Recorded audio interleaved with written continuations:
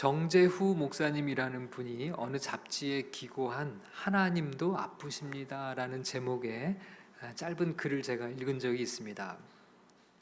제가 중학교 3학년 때의 일입니다. 단짝이었던 창래가 결석을 했습니다. 항상 깔깔대며 웃고 워낙 건강한 놈이라 어디 아플 리가 없는데 이상하다는 생각을 하고 있는데 담임 선생님이 침통한 표정으로 내 옆자리, 그러니까 창래의 자리에다 흰 꽃을 갖다 놓는 것이었습니다.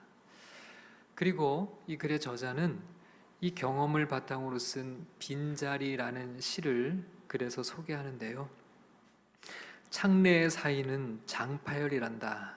글쎄 잡힌 놈들이 죽일 생각 없었는데 창래가 건방지게 웃어서 그랬단다. 죽일 놈들. 선생님의 설명은 신을 무죄로 만들 수 없었다. 장파열, 창자가 터지도록 맞았다는 거잖아. 그동안 신은 그걸 보고만 있었단 말인가?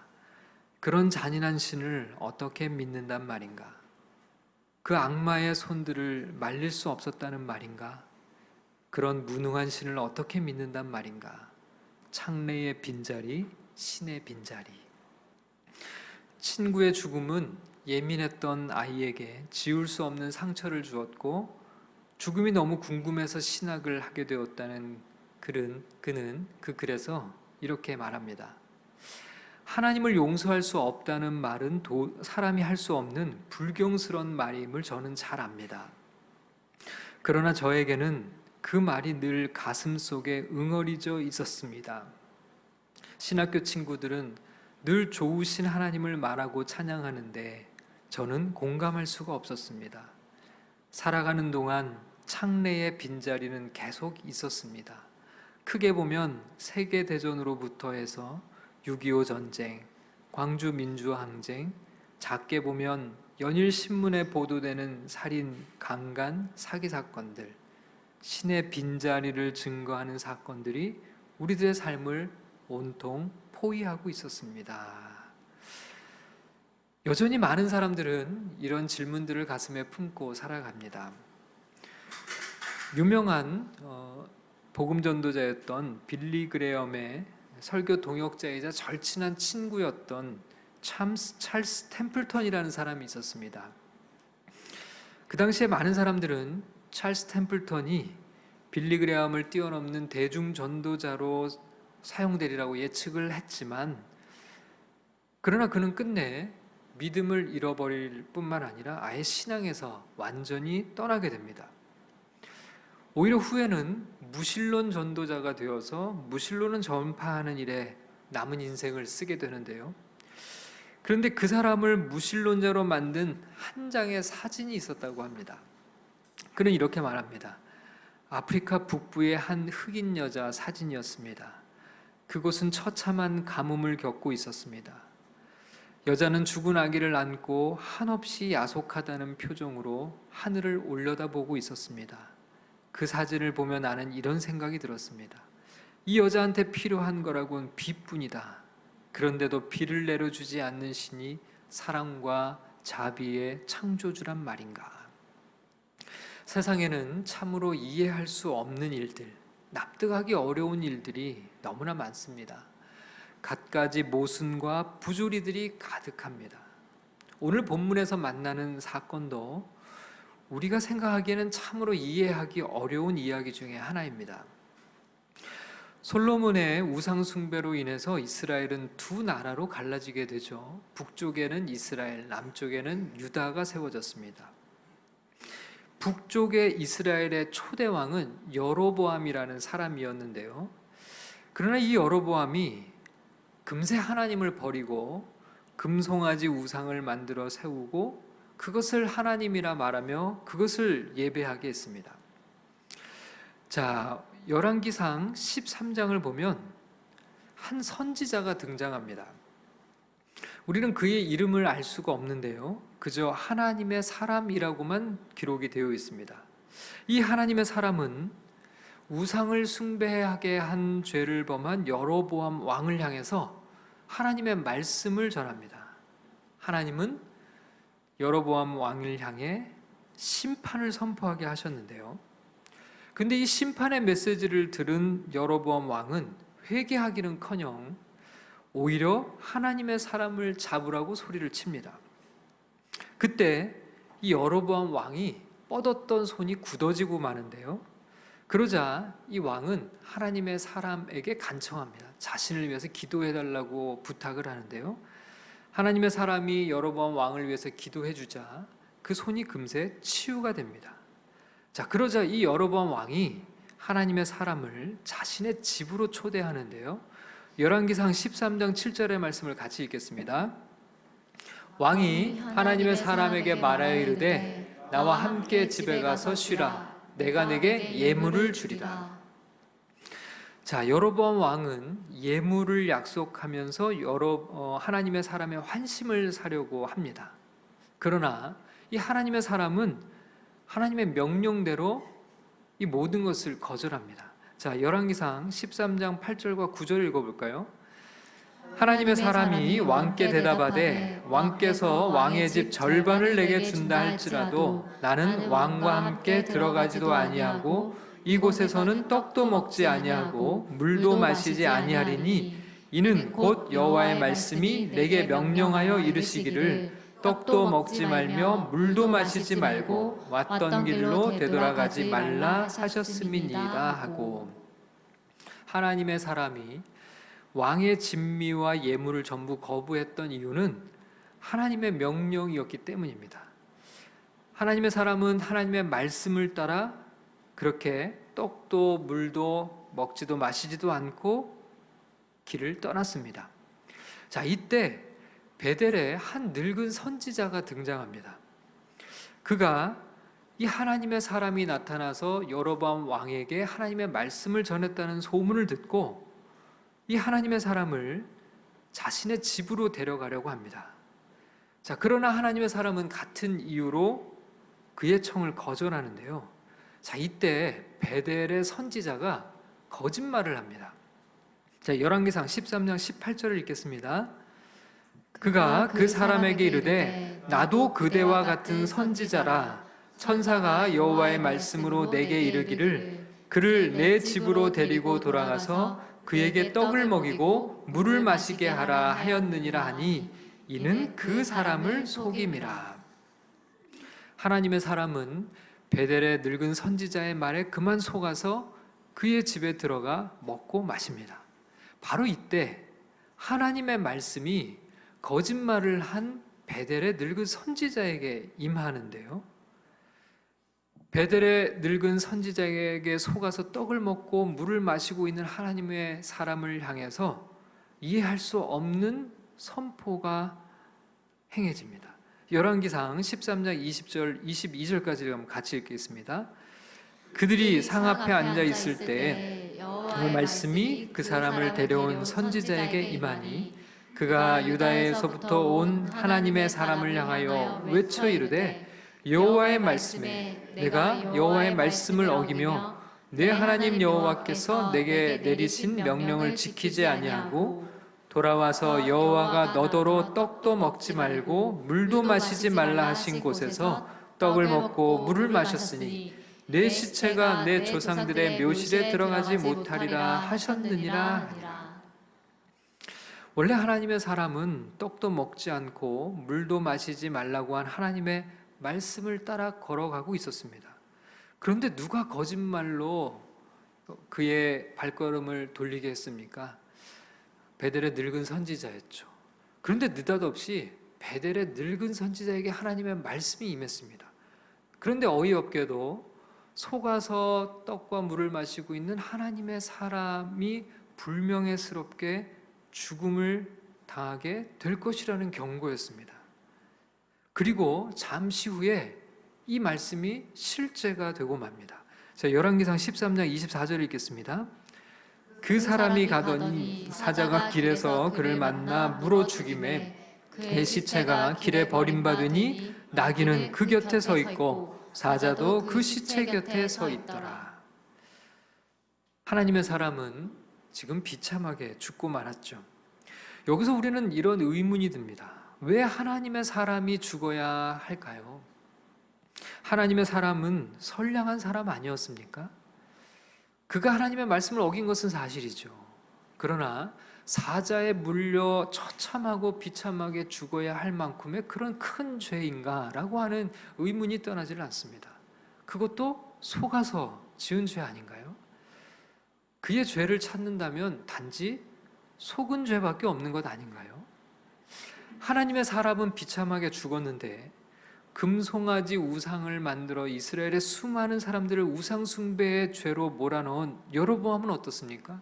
그는 여전히 살아 있습니다. 그는 여전히 건재하죠. 그러면 하나님의 사람을 속인 그 거짓말을 한 베델의 늙은 선지자는 어떻습니까? 그도 살아 있습니다. 오히려 그에게는 하나님의 말씀이 임했네요. 죽어야 할 사람들은 버젓이 살아 있고 떵떵거리며 살아가고 있는데 왜 하나님의 사람만 죽었을까요? 이 사건을 보면서 과연 당대의 사람들은 뭐라고 생각을 했을까요? 금송아지가 진짜 신이라고 생각하지 않았을까요? 오히려 금송아지를 만든 하나님의 경고를 전했던 사람이 더 비참하게 죽었으니 말이죠. 사람들은 여호와는 없다라고 오히려 단정짓고 그렇게 생각하지는 않았을까요? 자, 주석의 설명을 보면 이 장면을 하나님의 사람의 죽음은 하나님의 말씀의 확실성을 드러내기 위한 사건이었다라고 설명합니다. 그런 설명을 봐도 이렇게 하신 하나님이 쉽게 이해되거나 납득이 가지는 잘 않습니다. 왜 하나님은 이 사람에게만 이렇게 혹독한 기준을 제시하고 있는 걸까요? 목숨을 무릅쓰고 여로보암의 왕 앞에 가서 하나님의 말씀을 전하지 않았습니까? 하나님의 말씀대로 떡도 먹지 않고 물도 마시지 않고 피곤한 몸을 이끌고 돌아가고 있지 않았습니까? 단지 속아서 그만 하나님의 말씀을 어긴 것이 이 사람의 잘못이라면 전부 아닌가요? 그것도 속아서 범한 그 사람의 죄조차도 다른 사람들이 범한 죄에 비하면 비교도 되지 않을 만큼 너무 경미해 보이는 그런 일이었습니다. 성경학자들의 주장처럼 하나님의 말씀의 확실성을 드러내고자 하셨다면 차라리 우상 숭배 죄를 범한 여로보암을 즉각적으로 심판하시거나 그가 쌓은 제단을 허물어 버리시거나 그가 만든 금송아지를 깨뜨려 버리셨다면 사람들은 더 하나님의 말씀을 확실하게 믿을 수 있는 것 아닌가요? 하나님이 심판을 하신다면 거짓말한 베델의 선지자부터 심판하셔야 하는 것 아닐까요? 왜 이렇게 하나님의 사람에게만 가혹하신 거죠? 이런 질문 앞에서 우리는 믿음이 흔들리기 쉽습니다. 많은 사람들은 회의에 빠지거나 시험에 들기도 하죠. 여러분 시편 73편에 있는 말씀 우리 다 같이 한번 읽어볼까요? 나는 거의 넘어질 뻔하였고 나의 걸음이 미끄러질 뻔하였으니 이는 내가 악인의 형통함을 보고 오만한 자를 질투하였음이로다. 그들은 죽을 때에도 고통이 없고 그 힘이 강건하여 사람들이 당하는 고난이 그들에게는 없고 사람들이 당하는 재앙도 그들에게는 없나니 그러므로 교만이 그들의 목걸이요 강포가 그들의 옷이며 살찜으로 그들의 눈이 솟아나며 그들의 소득은 마음의 소원보다 많으며 그들은 능욕하며 악하게 말하며 높은 데서 거만하게 말하며 그들의 입은 하늘에 두고 그들의 혀는 땅에 두루 다니도다. 그러므로 그의 백성이 이리로 돌아와서 잔에 가득한 물을 다 마시며 말하기를 하나님이 어찌하랴 지존자에게 지식이 있으랴 하는도다. 볼지어다 이들은 악인들이라도 항상 평안하고 재물은 더욱 불어나도다. 여러분 이것이 우리가 살아가는 현실에서 늘 목격하는 장면 아닙니까? 오히려 악한 자들이 더 평안해 보이고 그들의 재물은 날마다 불어나고 그들은 고통도 아픔도 없이 오히려 더 떵떵거리며 살아가고 있기 때문에 그렇죠. 시편 기자 역시 이런 현실 앞에서 신앙적인 갈등과 회의를 경험하고 있었던 것입니다. 여러분, 이런 질문들을 가진 우리들에게 성경은 무엇이라고 말씀하고 있을까요? 그 해답을 같이 살펴보려고 합니다. 자, 첫 번째는 우리는 인생을 보지만 하나님은 역사를 보신다는 사실을 먼저 기억해야 합니다. 자, 우리는 인생을 보지만 하나님은 무엇을 보십니까?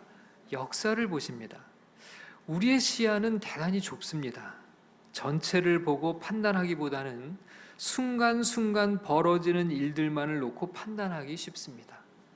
그러나 하나님은 다르죠. 하나님께서는 창조부터 종말에 이르기까지 인류 역사의 전체를 놓고 보고 계십니다. 하나님의 안목은 우리와 비교할 수 없습니다. 오늘 본문에서 하나님은 하나님의 사람을 통해 약 300년 뒤에 있을 요시야의 종교개혁에 대한 예언의 말씀을 주시는데요. 그리고 정확하게 그 예언의 말씀은 말씀대로 성취됩니다. 자, 먼저 열왕기상 13장 2절을 보면 300년 후에 있을 일에 대한 하나님의 예언의 말씀이 선포됩니다. 자, 2절의 말씀 같이 읽겠습니다. 하나님의 사람이 제단을 향하여 여호와의 말씀으로 외쳐 이르되 제단아 제단아 여호와께서 이와 같이 말씀하시기를 다윗의 집에 요시야라 이름하는 아들을 낳으리니 그가 내 위에 분향하는 산당 제사장을 내 위에서 제물로 바칠 것이요 또 사람의 뼈를 내 위에 살리라 하셨느니라 하고, 자, 이렇게 예언하신 이 말씀이 이제 300년이 흐른 후에 열왕기하 23장에서 성취되는 그 성취가 기록이 되어 있습니다. 자, 15절 16절을 같이 읽겠습니다. 또한 이스라엘에게 범죄하게 한 느밧의 아들 여로보암이 베델에 세운 제단과 산당을 왕이 헐고 또 그 산당을 불사르고 빻아서 가루를 만들며 또 아세라 목상을 불살랐더라. 요시야가 몸을 돌이켜 산에 있는 무덤들을 보고 보내어 그 무덤에서 해골을 가져다가 제단 위에서 불살라 그 제단을 더럽게 하니라. 이 일을 하나님의 사람이 전하였더니 그 전한 여호와의 말씀대로 되었더라. 자, 이 기록은 그 예언이 선포된 지 300년이 지난 요시야 왕 때 일어난 일을 기록하고 있는 겁니다. 실제로 제단이 허물어지고 그리고 그 위에 무덤에서 해골을 가져다가 제단 위에 불살라 그 제단을 더럽게 했는데, 이 일을 가리켜 하나님의 사람이 전한 그 말씀대로 됐다, 이렇게 성경이 기록하고 있죠. 그런데 그 뒤에 아주 흥미로운 구절이 하나 있습니다. 열왕기하 23장 17절을 읽어보겠습니다. 요시야가 이르되 내게 보이는 저것은 무슨 비석이냐 하니 성읍 사람들이 그에게 말하되 왕께서 베델의 제단에 대하여 행하신 이 일을 전하러 유다에서 왔던 하나님의 사람의 묘실이니이다 하니라. 종교개혁을 단행하고 여로보암 왕이 세운 베델의 제단을 무너뜨린 요시야 왕이 비석 하나를 가리키면서 저것이 무엇이냐라고 물었습니다. 그러자 성읍 사람들이 그것에 대해서 설명을 하는데요, 300년 전에 한 하나님의 사람이 오늘 이 요시야 왕이 행한 이 일에 대해서 예언했던 그 사람의 비석이라고 그렇게 설명을 해줍니다. 그러니까 300년이 지난 지금까지 이 비석을 통해서 사람들은 300년 전에 하나님의 사람을 통해서 선포되었던 그 예언의 내용을 계속해서 기억하게 하셨던 것이죠. 하나님의 사람의 죽음은 300년 동안의 역사 속에서 끊임없이 그 예언의 확실성을 계속 증언하고 있었던 것입니다. 역사 속에서 잊혀지지 않고 그의 죽음과 더불어 비석을 통해 회자되고 있었던 것이죠. 하나님의 사람은 300년간 자신의 죽음을 통해 하나님의 말씀을 증거하고 있었던 것입니다.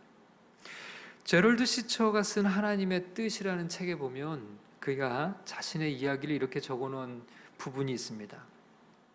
우리는 하나님의 뜻을 알고 행하는 큰 복을 누리고 있었다. 그 복은 1991년 가을 갑자기 막을 내렸다. 아이다호주 시골에 외로이 뻗은 고속도로를 시속 137km로 달리던 한 음주운전자가 중앙선을 뛰어넘어 우리가 탄 미니밴을 들이받은 것이다. 우리는 인근 보호구역에서 열린 한 인디언 모임에 다녀오던 길이었다. 아내 린다와 4살 난 딸 다이애나 제인, 그리고 마침 주말에 우리 집에 다니러 오셨던 나의 어머니 그레이스가 현장에서 목숨을 잃었다. 당시 2살이었던 조는 중상을 입었다. 8살인 캐서린, 7살이었던 데이비드와 나도 입원할 만큼의 중상은 아니지만 부상을 입었다. 이 경험은 나를 영원한 현기증 상태로 몰아넣었다.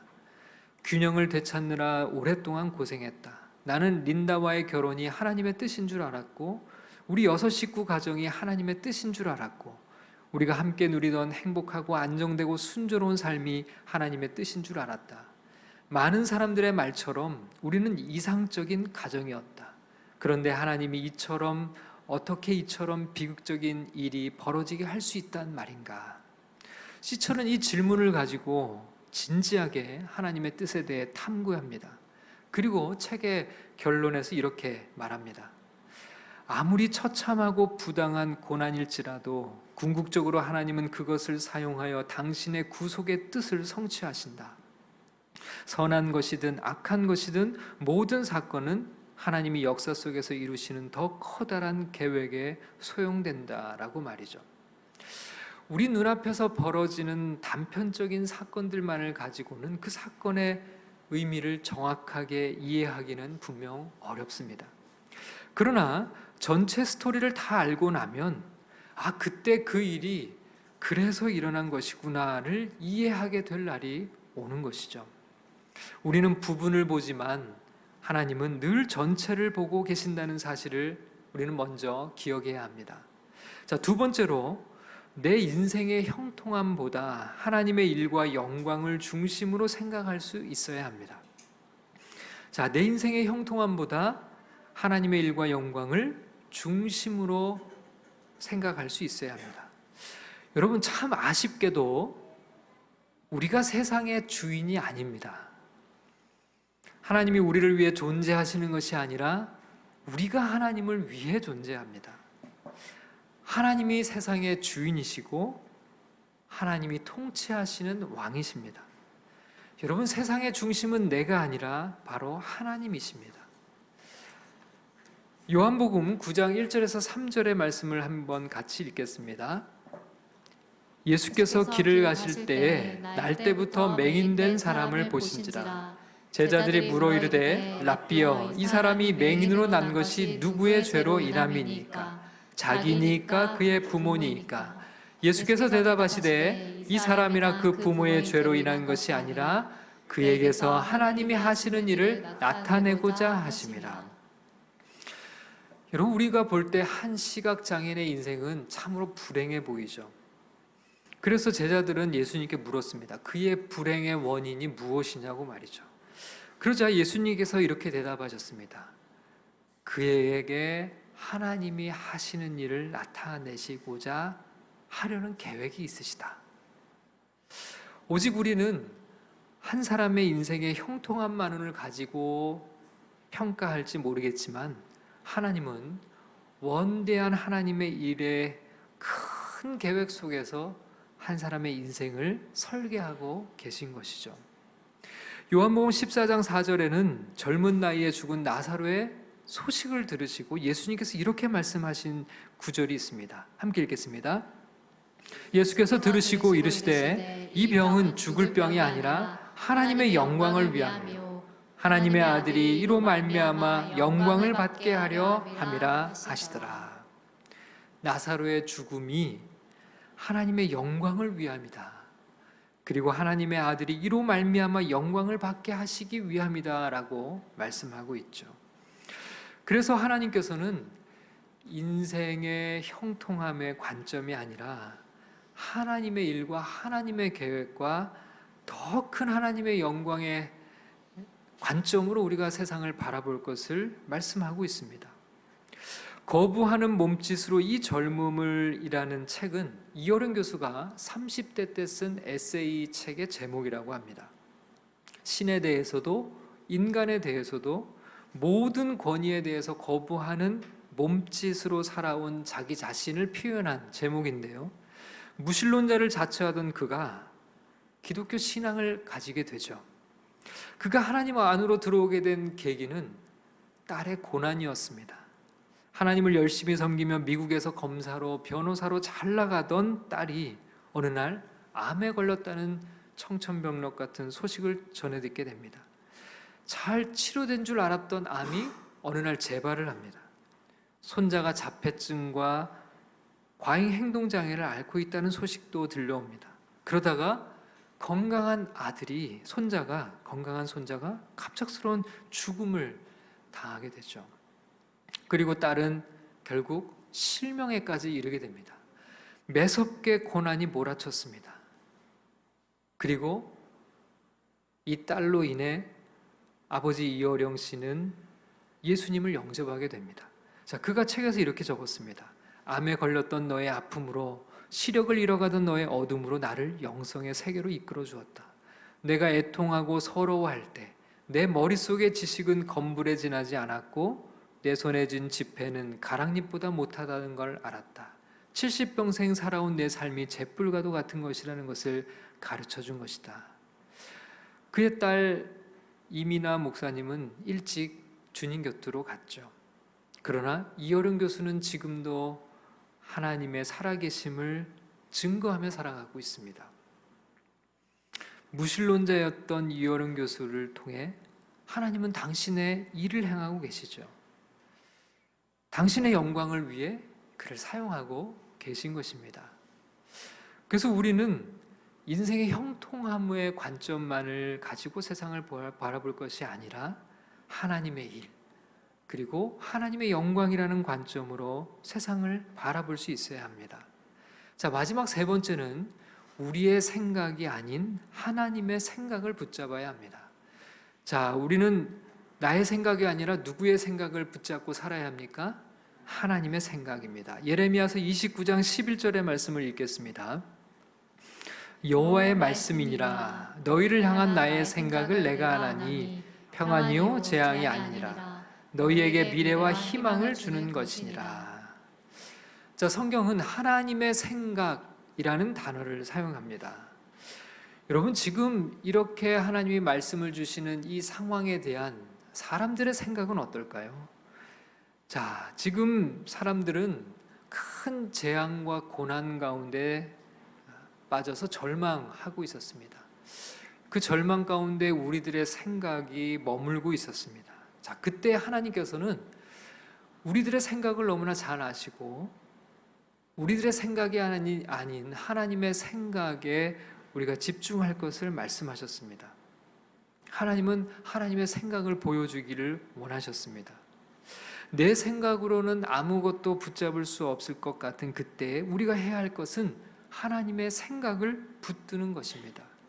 이사야 55장 8절과 9절의 말씀을 한번 같이 읽겠습니다. 이는 내 생각이 너희의 생각과 다르며 내 길은 너희의 길과 다름이니라. 여호와의 말씀이니라. 이는 하늘이 땅보다 높음같이 내 길은 너희의 길보다 높으며 내 생각은 너희의 생각보다 높음이니라. 여러분, 어떤 의미에서 내가 내 생각으로 다 이해해야 한다거나 아니면 다 이해할 수 있어야 한다고 생각하는 것이야말로 정말 하나님을 모르는 것이거나 아니면 교만한 일인지 모릅니다. 내 생각에 하나님이 맞추어져야 하고, 그리고 오히려 내 생각에 하나님의 생각이 순종해야 한다면 말이죠. 그러나 우리가 내 생각이 아니라 하나님의 생각, 그리고 하나님의 생각을 내가 다 이해할 수 없어도 그 생각이야말로 우리가 신뢰할 수 있는 것이라고 믿는다면 그 다음에는 내 생각대로 이해되지 않아도 우리는 하나님을 신뢰하며 하나님께 순종하는 삶을 살아갈 수 있습니다. 뿐만 아니라 내 생각대로 되지 않더라도 하나님을 신뢰할 수 있기에 언제나 감사하는 믿음의 삶을 살아갈 수가 있는 것이죠. 다니엘서 3장 17절에서 18절 말씀을 한번 읽겠습니다. 왕이여, 우리가 섬기는 하나님이 계시다면 우리를 맹렬히 타는 풀무불 가운데서 능히 건져내시겠고 왕의 손에서도 건져내시리이다. 그렇게 하지 아니하실지라도 왕이여 우리가 왕의 신들을 섬기지도 아니하고 왕이 세우신 금 신상에게 절하지도 아니할 줄을 아옵소서. 내 생각대로 되지 않는다고 하더라도 하나님의 생각을 신뢰하기 때문에 어떤 상황에서도 하나님의 말씀에 순종하는 삶을 살기를 결단하는 것이죠. 이해할 수 없는 일일지라도, 납득할 수 없는 일일지라도 하나님께만 순종하겠습니다. 하나님께만 감사하겠습니다. 하나님만 섬기겠습니다.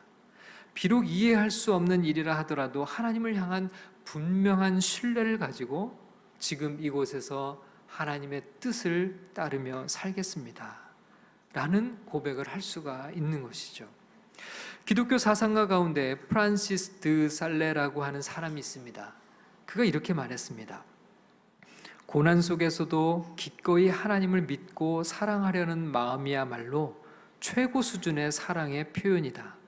고난이 찾아오는 이유와 고난에 대한 하나님의 의도를 명확히 이해하지 못함에도 불구하고 헤아릴 수 없는 하나님의 뜻에 기꺼이 자신을 맡기려는 마음이 곧 믿음이다 라고 했습니다. 우리는 왜라는 질문 대신에 하나님의 뜻을 이루기 위한 사명에 집중할 수 있어야 합니다. 우리가 이해할 수는 없어도 하나님을 신뢰하기 때문이죠. 제가 꽤 오래전에 만난 장로님의 이야기를 조금 전해드리고 마무리를 하려고 합니다. 50대 젊은 장로님이셨는데 계속 속이 좋지 않아 내시경 검사를 받았습니다. 그러나 놀랍게도 위암 말기였습니다. 이미 간에까지 다 전이가 된 상태였습니다. 아내 권사님은 의사에게 넌지시 남편이 모르게 손가락 3개를 펼쳐 보였습니다. 3개월은 살 수 있겠냐고 물은 것이죠. 그러나 의사는 장담할 수 없다는 표정을 지었습니다.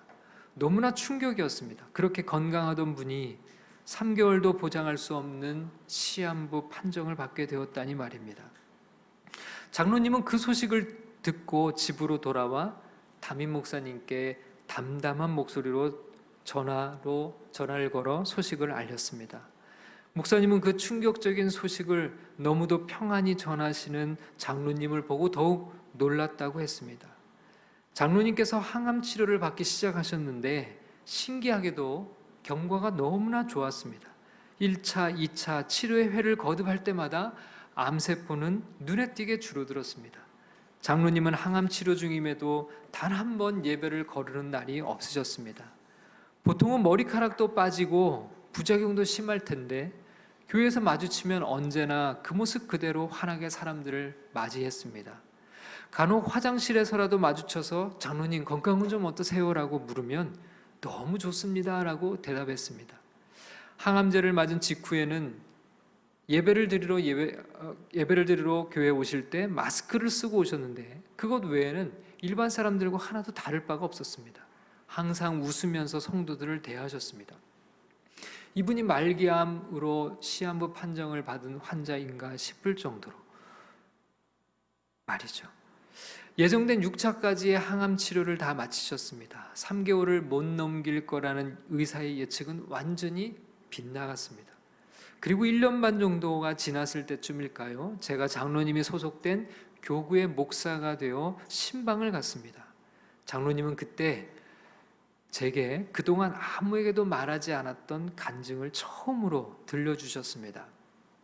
처음 암 진단을 받고 시한부 판정을 받았을 때 의사는 항암 치료를 권했다고 합니다.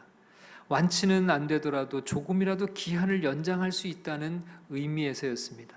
그러나 장로님은 고심 끝에 항암 치료를 거부했습니다. 이유는 하나님께 약속한 것을 지키고 싶었기 때문이었습니다. 5천만 원을 건축 헌금으로 드리려고 하나님께 작정을 하고 있었는데 하나님 앞에 가기 전에 그 약속을 꼭 지키고 싶으셨다는 겁니다.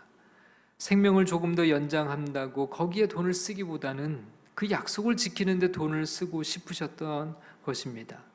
그래서 항암 치료를 거부하고 교회에 그것도 무명으로 5천만 원을 건축 헌금으로 드리셨다고 했습니다. 그렇게 삶을 정리하고 있던 중에 지인의 소개로 한 대학병원 신약 개발팀의 임상 대상자로 연결이 되었습니다. 장로님이 받은 항암 치료는 바로 그 임상 실험이었습니다. 새롭게 개발된 항암제가 장로님 몸에서 좋은 효과를 냈습니다. 장로님에게는 부작용도 없었습니다. 머리카락조차 빠지지 않았습니다. 경과가 너무 좋았습니다. 암세포가 완전히 소멸하지는 않았지만 확연하게 줄어들었습니다. 3개월이 채 안 될 거라던 시간은 어느덧 2년이 되었습니다. 그런데 6차까지 항암 치료를 마치고 나서 장로님은 깜짝 놀랐습니다. 장로님이 맞은 항암 주사는 1회 비용이 약 600여만 원 정도였다고 합니다. 그러나 그는 임상 대상자였기 때문에 그 금액이 전부 무료였습니다. 매번 주사를 맞기 전과 후에 정밀 검사를 받고 암을 추적하는 검사들을 받았는데 이것들도 전부 다 무료였습니다. 모든 치료 비용이 무료였던 것입니다. 600만 원 항암제 6번 3,600만 원, 그리고 12번의 검사 비용을 대략 따져보니 자신이 하나님께 드린 5천만 원이었다는 것입니다. 장로님은 그저 하나님께 약속한 것을 지키고 싶었을 뿐인데 이렇게 생명까지 연장시켜 주셨다며 제게 간증을 들려주셨습니다. 하나님께서 이런 고난을 주신 이유를 우리는 이해할 수 없습니다. 그러나 그 고난을 해결하시는 과정도 우리의 상상을 초월합니다. 세상에는 우리의 이해를 넘어서는 일들이 너무나 많습니다. 내가 다 이해할 수 없어도 우리는 누구를 신뢰해야 할까요? 하나님을 신뢰해야 합니다. 그리고 믿음으로 나아가야 합니다. 역사의 주인 되시는 우리 주님을 의지하며 살아야 합니다. 이 믿음으로 오늘도 승리하는 하나님의 백성들 모두 되시기를 주님의 이름으로 축원합니다.